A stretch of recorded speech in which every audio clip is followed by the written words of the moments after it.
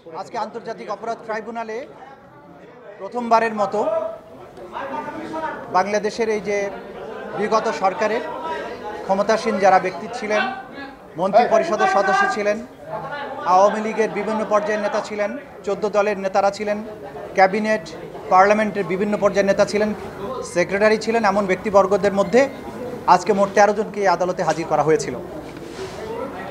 আজকের দিনটা বাংলাদেশের আগামী দিনের যারা ফ্যাসিস্ট এবং স্বৈরাচারী হবেন তাদের জন্য একটা শিক্ষার দিন।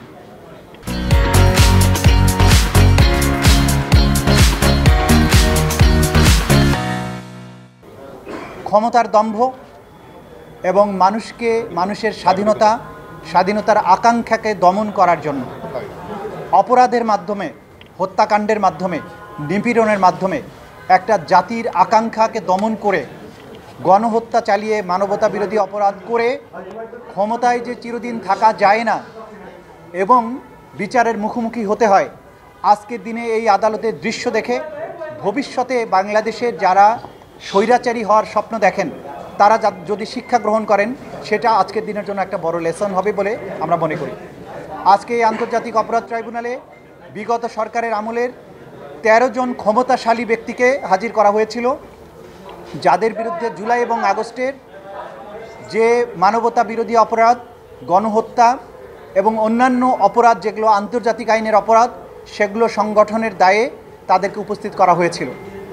আজকে আদালতে আমরা এই অপরাধ সংগঠনের পেছনের যে পটভূমি আছে সেটা ব্যাখ্যা করেছি কিভাবে 2009 সাল থেকে ক্রমান্বয়ে একটা রাষ্ট্রযন্ত্রকে ক্রমান্বয়ে ব্যবহারের মাধ্যমে সমস্ত রাষ্ট্রীয় প্রতিষ্ঠানগুলোকে রাজনীতিকরণ, দলীয়করণ, পারিবারিকীকরণের মাধ্যমে একটা নিপীড়ক সংস্থায় পরিণত করেছিল। একটা রিপাবলিক, ডেমোক্রেটিক রিপাবলিক, সেইটাকে কিভাবে একটা নিপীড়ক এবং ফ্যাসিবাদী নিপীড়নকারী সরকারে পরিণত করা হয়েছিল সেই স্টোরি পটভূমি আমরা তুলে ধরেছি।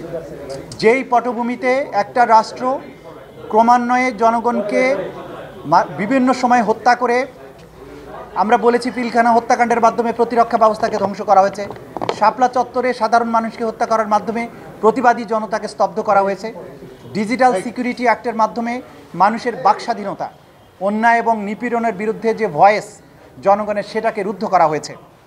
এইভাবে একের পর এক গণতান্ত্রিক প্রতিষ্ঠানগুলো ধ্বংস করেছে, নির্বাচন ব্যবস্থাকে ধ্বংস করেছে শুধুমাত্র একজন ব্যক্তি বা তার পরিবারকে ক্ষমতায় রাখার উদ্দেশ্যে। এটা একটা রাষ্ট্রের যে চেতনা সেইটার বিরুদ্ধে তারা অবস্থান নিয়েছিলেন এবং সেটা করতে গিয়ে আজকে প্রধান আসামি ছিলেন শেখ হাসিনা। শুধুমাত্র তাকে রক্ষা করা এবং তাকে ক্ষমতা রাখার জন্য এই অপরাধগুলো সংঘটিত হয়েছে এবং এই সমস্ত অপরাধের সবচাইতে বড় দায় হচ্ছে শেখ হাসিনার এবং তার নির্দেশে তাকে ক্ষমতায় রাখার উদ্দেশ্য বাস্তবায়নের জন্য আজকে বাকি যে 13 জনকে উপস্থিত করা হয়েছিল তারা ক্যাবিনেটের সদস্য হিসাবে সরকার দলের বিভিন্ন দায়িত্বশীল পদে অধিষ্ঠিত থেকে, কেউ সরকারের আমলাতন্ত্রের মধ্যে যখন স্বরাষ্ট্র সচিব ছিলেন তারা, এমপি ছিলেন, 14 দলীয় জোটের নেতা ছিলেন, রাজনৈতিক সহকর্মী ছিলেন, তারা সবাই মিলে এই অপরাধগুলো সংগঠন করেছেন নৃশংসভাবে। 2000-এর মতো 1500-এর অধিক ছাত্র তরুণ জনতাকে হত্যা করেছেন, 25,000-এর বেশি মানুষকে আহত করেছেন। গোটা বাংলাদেশ জুড়ে নৃশংসতা চালানো হয়েছে, সিভিলিয়ানদেরকে নিষ্ঠুরতম পন্থায় হত্যা করা হয়েছে। হত্যার পরে তাদের লাশ দাফনে বাধা দেওয়া হয়েছে, আহতদের চিকিৎসা করতে বাধা দেওয়া হয়েছে, লাশকে পুড়িয়ে দেওয়া হয়েছে, দাফন করতে দেওয়া হয়নি, গোপনে দাফন করতে বাধ্য করা হয়েছে।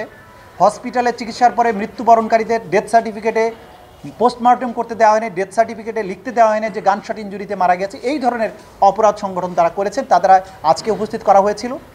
আমরা যেটা আদালতের কাছে জানিয়েছি যে এই অপরাধ একই সাথে সারা বাংলাদেশে 56,000 বর্গমাইল জুড়ে একদম ব্যাপক ভিত্তিক মাত্রায় সংগঠিত হয়েছে এবং টার্গেটেড ওয়েতে পারসিকিউশন করা হয়েছে। এইটার তদন্ত সমাপ্ত করে বিচারের উপযোগী একটা রিপোর্ট দাখিলের জন্য আমাদের একটা যুক্তিসঙ্গত সময় দরকার। আমরা 2 মাস সময় চেয়েছিলাম, আদালত আজকে 1 মাস সময় মঞ্জুর করেছেন। 1 মাস পরে আবার এই রিপোর্ট দাখিলের জন্য থাকবে, সেদিন হয়তো আসামিদেরকে নিয়ে আসা হবে এবং আমরা আশা করছি খুব দ্রুতই এই রিপোর্ট আমরা তদন্তকারী সংস্থার কাছ থেকে পেয়ে যাব এবং মামলাটি তখন আনুষ্ঠানিক বিচারের জন্য তার যাত্রা শুরু করবে।